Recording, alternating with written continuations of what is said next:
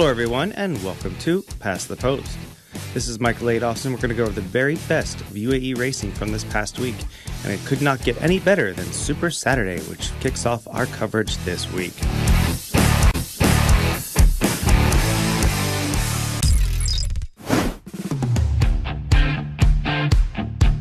Super Saturday was March 1st, and we started at 5:30 in the evening and had no less than 9 pattern affairs, kicking off with the Group 1 Al Maktoum Challenge Round 3 for the Purebred Arabians.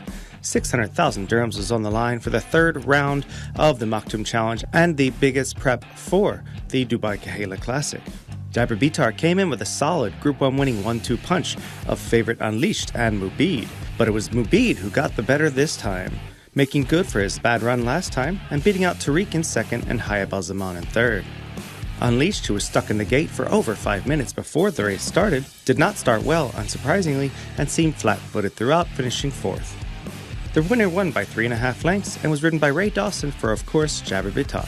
They straighten into the lane here in the Al Maktoum Challenge, and it is Hayab Al-Zaman swallowed up by Mubeed on the outside, who presents with a big challenge. Mubeed ranges up on the outside to Hayab Al-Zaman. Tariq trying to get into the margin here late, but Mubeed has got them beat here. Mubeed coming clear with 150 metres left to travel. It's up on the inside. Hayab Al-Zaman trying to rally again, but Mubeed picks up another G1 here at Meydan for the season. Mubeed goes on to win by 3 lengths. The second race of Super Saturday was the listed Jumeirah 1000 Guineas. This is for 3-year-old fillies on the grass, 800,000 on the line, going a mile. The big favorite was, of course, Mountain Breeze for Godolphin, Charlie Appleby, and William Buick, and she did not disappoint. She was a little bit more workmanlike than expected, but still won by nearly 4 lengths over Octans, the Spanish filly. Lakba was back in third. Mountain Breeze now gets plenty of room to run, but it is the Spaniard she has to chase down in Octans, but doing so now, Mountain Breeze, coming up to the outside here, and the daughter of Lope de Vega goes past Octans, who is very game to stick on in the late stages. They've broken away from Lakba, who's run on from last, but going from strength to strength is Mountain Breeze, a filly on the way up. Mountain Breeze way too good.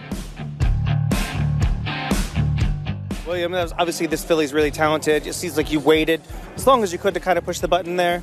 Yeah, exactly. You know, she had the field covered from the trial. So, look, we were hoping everything would go well and it would be smooth for her. That was as important as anything else, really. She didn't need to come to a full stretch. Mm-hmm. I was very happy with her. She did exactly what she had to do, and no more, no less. Kind of a bit of a workout for her, really, than a race. Pretty much, and it was just nice for her. First time she wins at a mile. She only ran over it once before, so it was nice to prove that she's effective over a mile. And just lastly, just a bit of about her action there. She's got a bit of an interesting action. Do you think that when she gets to those undulations, if she becomes a Guineas filly, is she going to be okay going up the dip? I wouldn't be so sure. She feels to me like she's a filly who probably wouldn't mind a bit of cut in the ground. Some give on the foot. Obviously, she's by Lope de Vega, so you'd imagine she would handle it. From my recollection, she's always kind of moved like that. Yeah. So, but look, she's going to be a pretty exciting filly for European campaign for sure. The third race of the evening was the Group 3 Burj Nahar, a direct prep for the Group 2 Godolphin Mile worth $1 million in just 5 weeks' time. This one over that same 1,600 meters saw a few favorites in there who all failed. Indeed, it was 34-1 Fort Payne, beating out Oasis Boy, who ran very well for the first time in a couple months. Guineas winner Mendelssohn Bay rallied well to finish third. The favorite Cagliostro was a nose back and fourth. Dylan McMonagle was aboard, subbing for Audrey de Vries for Nicholas Collery, the trainer, his second big dirt upset of the season. Sound Money who works through. Underbars Alona to take up the lead from the inside draw. New Kingdom shaken along. Oasis Boy the inside. Then came Castle Warden. Teo St. Denis is going backwards. Then came Fort Payne, Mendelssohn Bay. Rawi also dropping away. Cagliostro tries to improve but has got a fair bit of traffic in front of him. Local Dynasty, Made in Dubai, takes the short way home again. It's Sound Money leading them here into the straight in the Burj Nahar. Oasis Boy, the best turned out on the night, starting to present, showing a bit of the Oasis Oasis Boy of old. Fort Payne looking for another winner as well. It's Oasis Boy and Fort Payne. 2-horse race. Fort Payne coming up to the outside of Oasis Boy. A good tussle in the final 16th of a mile, but it is going to be Fort Payne who strikes gold once again in the Meydan season. Wow, that was phenomenal. By the way, that was Dylan. This is obviously a nice horse to pick up. Going through the race, when did you know that you kind of had the winner in your sights? When I came out of the back and I was able to get onto the tails of the horses in front, I was very comfortable and I was very confident that I'd have him all covered, and it was just a matter of pressing the button, and when I did, he was electric, quick and good, and he was a good winner at the line. Obviously it's unfortunate for Audrey. We're thinking on him and hopefully he gets well soon, but big thanks to the team, Nicholas and Marie and everyone, for giving me the opportunity, and thankfully we It's going to be a quick study today. Yeah, it was. I actually rode this horse work for them before, so I knew him fairly well, but thankfully it paid off and we got the job done. The fourth race of the night was the Nat Al Sheba Turf Sprint. This one was 1.2 million dirhams over 5 furlongs on the straight course. West Acre went in as the favourite and did not disappoint at 7-5 odds. Pontos was valiant back in second under Mikhail Barcelona, with Power Mode stepping up in class and doing quite well to finish third for Bupat Simar. The winner and the second place West Acre and Pontos will both likely go on to the Alcall Sprint in 5 weeks. It's Pontos, the one to chase here. A few of these now getting into their work. Dark Saffron, West Acre. West Acre still with 2.5 to pick up from Power Mode, who's running on just as well. It's Pontos, all out up in front though, but still with enough at bay. Pontos from West Acre, who's getting there with every stride here in the Nat Al Sheba Trophy. It's going to be a tidy, but West Acre pulling out all the sticks late. A loyalist breathe a sigh of relief here. West Acre, the good thing of the night, gets home. Callum, just take us through it. This time he didn't have as clean of a run through, but he still got the job done. Yeah, it was, without doubt, it was a little bit harder. Pontos put up a real resistance to us, and Pontos probably enjoyed himself. He was in the middle of the track, sort of on his own, unpestered, and I think that's a scenario that sees him to his best. And we broke the pack in the middle of the track, and he had to go and dig deep to go and get him. But he was still really strong through the line, and I fancy he could well be even better at 6 furlongs in the Alquoz. I mean, it seems like, as you say, like he really got through it there, even with a little bit of trouble. It kind of actually helped him to see it through a little bit better. Yeah, sure. He was visually last time was pretty unbelievable, and today was more workmanlike. But the key is that they get the job done and they win their race, and that's just what he's done, and he's dug deep to do it. Next up was the Group 2 Singspiel Stakes, over 9 furlongs on the grass, 1.4 million dirhams, and the big favourite was returning Nation's Pride. Always well regarded, this multiple Group 1 winner found his form nicely under William Buick for Charlie Appleby, proving how much he loves this course. Third in the Dubai Turf a couple years ago, he will go back looking to do 2 better this year. Holloway Boy was very valiant in second, showing that 110 rating is quite on par. First Conquest, winner last time, finished third under Mikhail Barcelona. They're about to swing in for home here and make the run for the judge in the Group 2 Singspiel Stakes, and it's Cairo who's the one to chase. Has a length of an advantage of half a length on Nation's Pride, who now presents up with a run. Gallen comes off looking for room. Holloway Boy starting to work through his gears out wider, given plenty of clear air here. First Conquest also working into the contest now, as well as First Conquest now starts to try and run down Nation's Pride and Holloway Boy. Nation's Pride, Holloway Boy trying with every stride, but Nation's Pride is going to hold him at bay. Nation's Pride in the Singspiel by a length and a tail. Nation's Pride, 11th win from 21 starts. I know he came off a couple of tough runs there that didn't quite go his way, but it was nice to see him back today. What was the key? I think he's, the Bahrain, we had no real explanation for it, but apart from it was the second year running that he disappointed in that race. Possibly, yeah, that's logical. And in Gulfstream, 9 furlongs ran Gulfstream against good milers, probably was too sharp a test for him. He didn't break that well that day at Gulfstream, and he got back. It was just it wasn't a run that he would excel off. So, and we sort of put a line through it. But Charlie was adamant that he would come here and take all the beating today. So credit to him and the team. A track like this, he sees out a good 10 to 11 furlongs on a flat, quick track, but so give you a little confidence turning for home that you had control of the race. Yeah, for sure. And he stepped beautifully today, and he did everything right. He was just back to his normal self, comfortable. And the pace was even throughout the race, which he loves, got in a nice rhythm. And I always knew, once I saw Holloway Boy come to me, Nation's Pride would just find a little bit more. So, look, a couple of years ago, he was third in the Dubai Turf. So he's a very high-class horse. He's a 6-year-old now. He's still got that class. He's still got that class. And, if Romantic Warrior turns up in the Dubai Turf, we all know he's going to be hard to beat. But someone's got to take him out. The biggest race of the night and the richest on purse at $1.7 million was the Group 2 Al Maktoum Classic, a course and distance prep for the Group 1 $12 million Dubai World Cup. The slight favorite on the day was Imperial Emperor despite his outside 14 post, and he did not disappoint. Breaking well, he got over nicely under Tygo Shea for Bhupat Simar and buried them in the end by 8.5 lengths.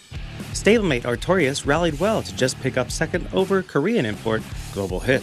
Global Hit's going to try and do it from barrier to box under Hoo-Sun Kim. The only ride for the night for the Korean jockey, and she's got it under a stranglehold. Imperial Emperor comes up to the outside to challenge, but has worked to get there. Kareev next from Artorias, who boxes on out wider. Then came Guns and Glory. King Gold works on from the back. Kabir Khan's been out deeper. Majestic Pride tries to shoulder for a path clear.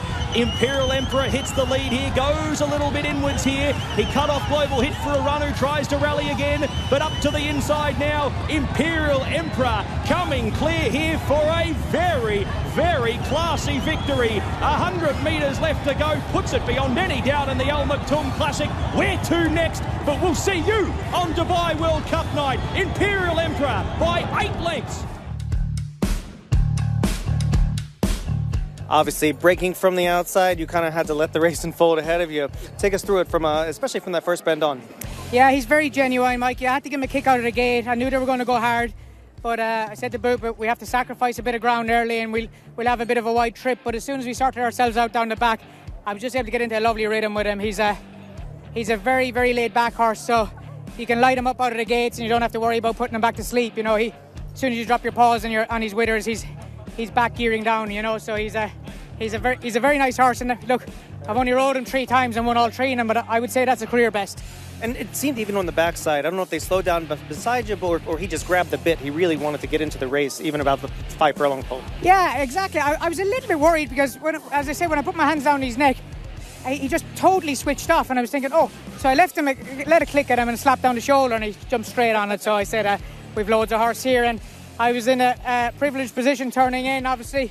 A lady jockey was in front, but I had loads of horse, and I was able to sit on him, fill him up, and go whenever I wanted. The 7th race of the evening was the Group 2 1.4 million dirham Dubai Gold Cup. This is a course and distance prep over 12 furlongs on the grass for the Longines Dubai Shima Classic. Silver Knot went straight to the front and did not look back. William Buick was in the saddle for Charlie Appleby. The favourite beat out Passion and Glory for Syed bin Saror in second under Dylan McMonagle. Finishing up in third was C. Hector. 550 left to go in the Group 2 Dubai City of Gold, thanks to Emirates Airline, and it's Silver Knot who leads them into the straight here by 2.5 lengths. Passion and Glory asked to respond, but not picking up at the moment. One smooth operator, then came Al Madha, followed by Arabian Crown, but they look like they might be fighting it out for minor placings here. Silver Knot getting further in front, and at 100 metres left to go, he has the Dubai City of Gold parcelled up. Silver Knot goes on to win by 2 lengths. Silver Knot is a cool horse, I have to say that. He's one of those horses that just seems to just do everything you ask of him. Today you took him to the front. Just take us from there. He seems to be very genuine. Yeah, incredibly genuine, and it's actually the first time that I ride him over this distance, mile and a half, and adapted those tactics. Obviously Flavian rode him most of the time in America last year. And he won with him from the front, so he proved effective doing that. And looking at the race today beforehand, you sense that there was a lack of pace. So he was a logical leader, and look, I was quite impressed with what he did. He's a just a real uncomplicated, solid horse who always turns up. He loves these flat, kind of firm courses, but it seems even more than that. He seems to enjoy just extending himself and just not getting anything in his way. Yeah, exactly. And like I think the key to him, as in is with most horses, is just getting in a rhythm where he's happy and he's travelling, and you could just do things on his own, in his own time and on his own accord. So no, I thought he was real smooth tonight, and he was faultless. The 8th race of the evening was the Mahab al-Shamal, a Group 3 affair, where Tuz was the big favourite and did not disappoint. Beating out Japanese invader American Stage, he ran off by 5 lengths. It was the first time a horse in her calendar year has won all of the Group affairs at 6 furlongs at Meydan. Finishing up in 3rd was a past Mahab al-Shamal winner, Eastern World. They are going rapid up in front here, and Shibley puts it to Tuz. They break away from American Stage, who's now starting to rally in behind. Then came Eastern World from Colour Up. Next was Maryatel, Morning, followed by Torre Vega. Cats by 5, Drew's Gold, Al Nasib and Major Cinnamon, but it's a one-act affair at the moment. Tuz the one to chase. American Stage getting down to work here.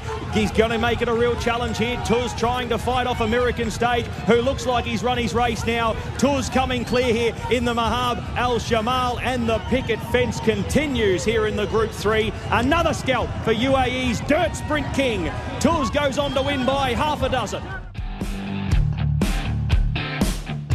Here with Tiger O'Shea. Tuz, in the first time, I think it's the first time in history, within a 12-month span, a horse has swept every single Group Stakes on the sprint calendar here. He really is sensational. Yeah, I'm a lucky boy, Mikey, to be steering him around, and they've tried different things to get him beat, but he's just far superior to the opposition. I think he clocked the same time tonight as he did in the Golden Shaheen, so he retains all his ability. And mention has to go to the Japanese runner from Gate 12, ran a huge race for a 3-year-old. That's going to be a force to be reckoned with wherever that goes. But Tuz is Tuz, and just a remarkable racehorse. And every race kind of has been the same so far this season, so we have to look forward from this.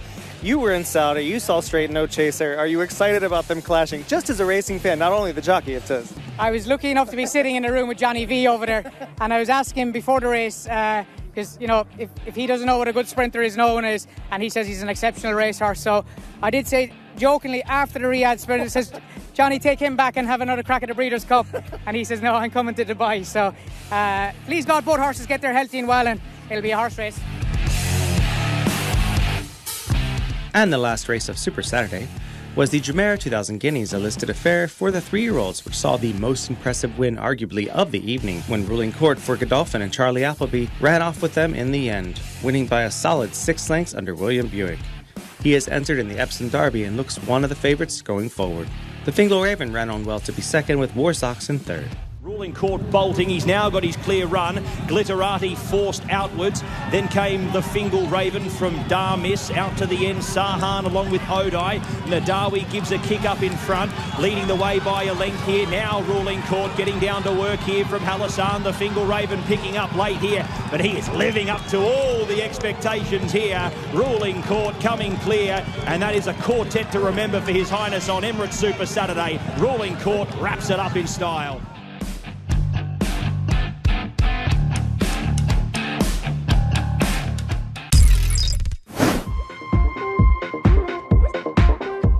We're going to jump back a day and go to Abu Dhabi in the capital, which held 7 affairs on Friday evening. The first of which was a handicap 0 to 85 for 4-year-old Nup Pure But Arabian, 66,000 on the line. Tiger O'Shea and AF Mohair won well here, beating out Falak Al Marakar. Connor Beasley was aboard the runner-up. Anafa was back in third for Ernst Ertel, also the trainer of the winner.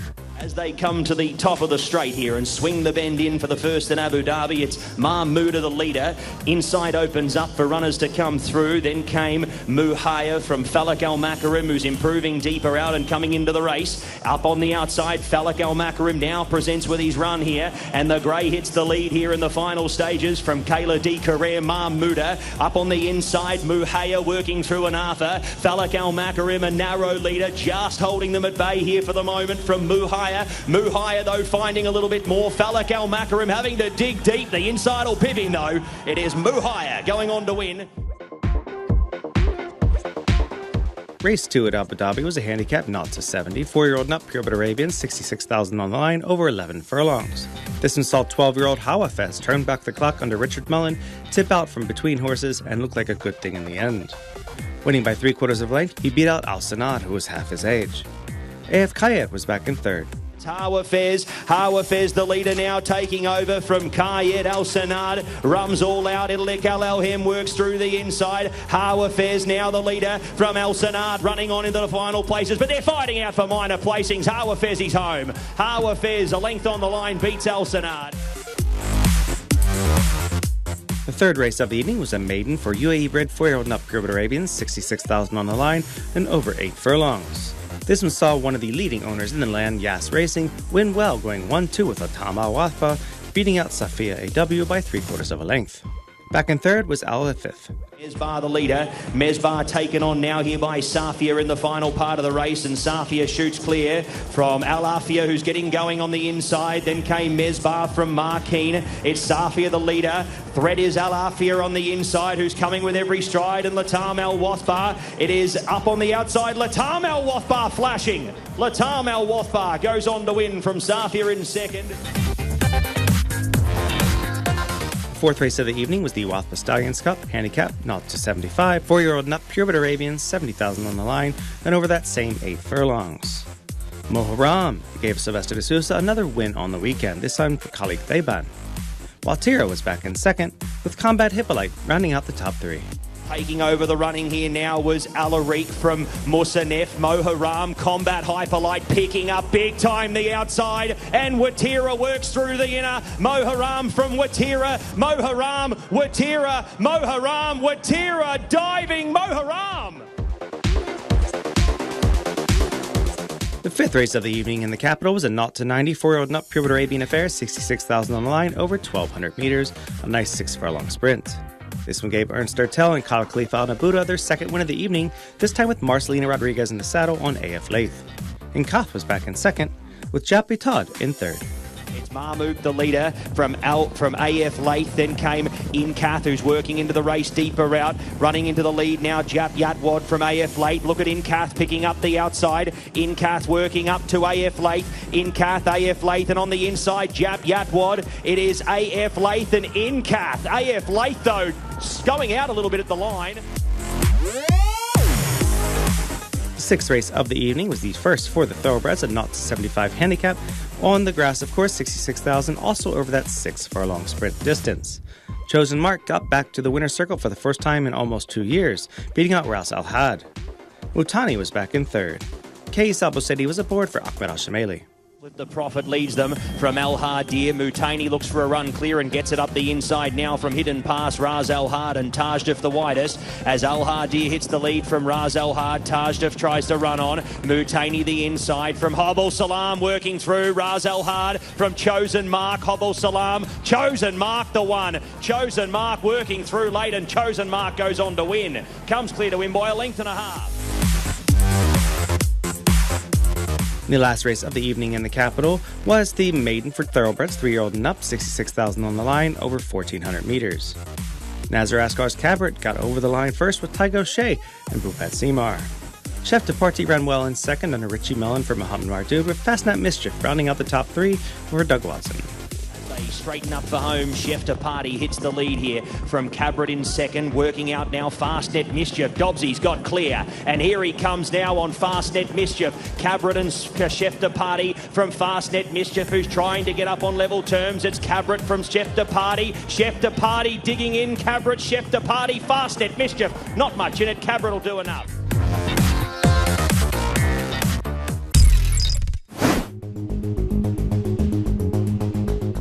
The last race meeting of the weekend was on Sunday at Jebel Ali, which saw 7 races. The first race of the afternoon, of course, at 2:45, was for the Purebred Arabians, 0-85 handicap, over 1,800 meters on that dirt course. Zaim and Jules Mobian did not disappoint those colors of Yas Racing, and His Highness Sheikh Mansour, as the Eric Martinal trainee, beat out AF Al-Zahi. Tygo Shea was aboard the runner-up, who was in the same Khala Khalif Al Nabudas as third-place horse AF Al-Habadi and the fourth-place horse AF Hazm. The second race of the night was a maiden, the Medasmal Group Stakes. This is 3-year-olds and up on the dirt, 60,000 on the line, over 7 furlongs. This one saw King's Fountain and the black and gold of Sky Racing run on well under Connor Beasley on the outside there. Ahmed bin Harmish was the trainer of this one, who also trained the runner-up, Thunder Doro, with Saif Abelushi in the saddle. Narato, a young horse taking on the Elders, ran well to be third. The third race of the afternoon, and one of the last stakes races for the 3-year-old fillies all season, as the Al Nafiat Stakes, 100,000 dirhams on the line over 7 furlongs on the straight course. The big favorite at 7-5 was Devasa, a Brazilian import and a Group 1 winner. But she was no match for Famous Sunshine, a Faze's Tipton Mid-Atlantic May grad, who won well here for Tygo Shea and Bupat Seymour. Aryaf rounded out the top 3 for Michael Costa. The fourth race was the Colts equivalent, the Al Nawayaf Stakes, over that same 7 furlongs, 100,000 on the line. African Candy, just like he did last time at Jebel Ali, bolted up here and won well by almost 4 lengths. Don Vaccaro was back in second, with Al Farik back in third. The winner was ridden by Sylvester de Sousa for Musab Al Maheri and was a $205,000 Tats grad. Speaking of Tattersalls, the Tattersalls Cup was up next, not to 95, 3-year-old and up thoroughbreds, and 84,000 on the line over a straight 6 furlongs. The home team of Michael Costa and His Highness Sheikh Ahmed's Jebel Ali stables would not be denied on the day, this time winning with Connor Beasley piloted Lakfari. The filly beat out the colt Guarani himself, a full brother to Switzerland. Back in third was Ocean Runner. The sixth race of the evening was the Newbury Racecourse Cup, 0 to 100 handicap, thoroughbreds, 96,000 on the line over a flat mile. This one saw Mount Kosciuszko for Julia Alasquaga get the victory after a couple of tough beats. Patrick Dobbs was aboard for the victory, winning by a length over Regib. Connor Beasley was aboard the runner-up for Michael Costa, was back to Musab Al Maheri trained La Reche, rallying well to finish third. And the last race of the evening was the Commercial Bank of Dubai Stakes, 85 to 105, handicapped 1,950 meters, or about 9 3/4 furlongs. This one saw Simon Ed Crisser get another victory on the year at Jebel Ali, this time with Base Note, a 6-year-old son of Shamardal. Pat Dobbs got a double on the day, winning the victory here over Alzine for Jebel Ali Stables. Sylvester de Sousa was aboard the runner-up for Michael Costa, who also trained the third-place horse Syed.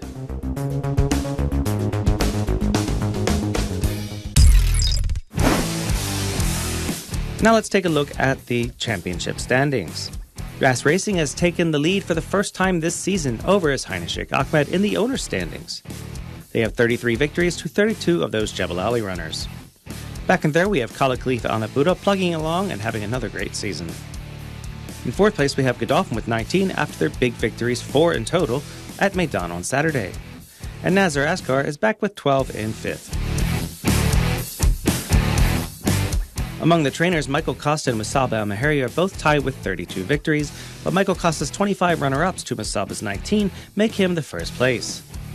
In second, of course, is Musaba. Back in third is defending champion Bupat Seymour with 31, just 1 behind, and creeping up quickly.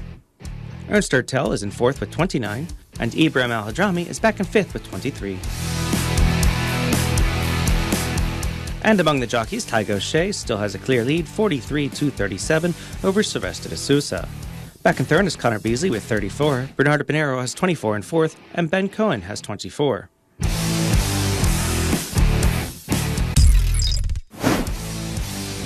And lastly, let's look at what's coming up this week. We have another meeting including the Group 3 Ras Al Khor on Friday at Meydan. On Saturday, we head to Al-Ain, and on Sunday, we go to Abu Dhabi. Thank you for tuning in. We hope you had a great week. My name is Michael Adolphson. You've been fantastic, and I hope all of your photo finishes are winning ones.